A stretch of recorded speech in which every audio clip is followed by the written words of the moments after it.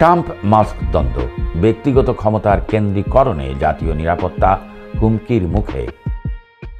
যুক্তরাষ্ট্রের president Donald Trump এবং প্রযুক্তি উদ্যোক্তা ইলন মাস্কের মধ্যে সাম্প্রতিক প্রকাশ্য দ্বন্দ্ব জাতীয় নিরাপত্তা এবং সরকারি সেবা প্রদান ব্যক্তিগত কোম্পানির উপর অতিরিক্ত নির্ভরতার ঝুঁকি নিয়ে নতুন করে প্রশ্ন তুলেছে।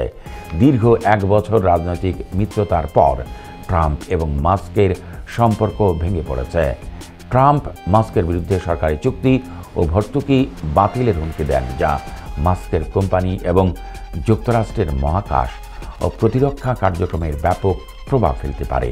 জবাবে মাস্ক স্পেস এক্সের ড্রাগন মহাকাশযান বন্ধ করার ঘোষণা দেন, যা নাসার জন্য গুরুত্বপূর্ণ। পরবর্তীতে তিনি এই সিদ্ধান্ত প্রত্যাহার করেন। এই দ্বন্দ্ব প্রকাশ করে যে কিভাবে ব্যক্তিগত কোম্পানির উপর অতিরিক্ত নির্ভরতা জাতীয় সেবা ও নিরাপত্তাকে হুমকির মুখে ফেলতে পারে।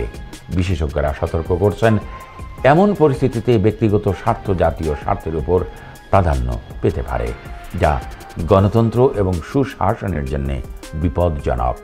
এই ঘটনার ফলে সরকার এবং জনগণের মধ্যে আলোচনার বিষয় হয়ে উঠেছে যে কিভাবে গুরুত্বপূর্ণ সরকারি সেবা ও অবকাঠামো পরিচালনায় ব্যক্তিগত কোম্পানির ভূমিকা সীমিত করা যায় এবং সুষ্ঠু নিয়ন্ত্রণ ও জবাবদিহিতা নিশ্চিত করা যায়।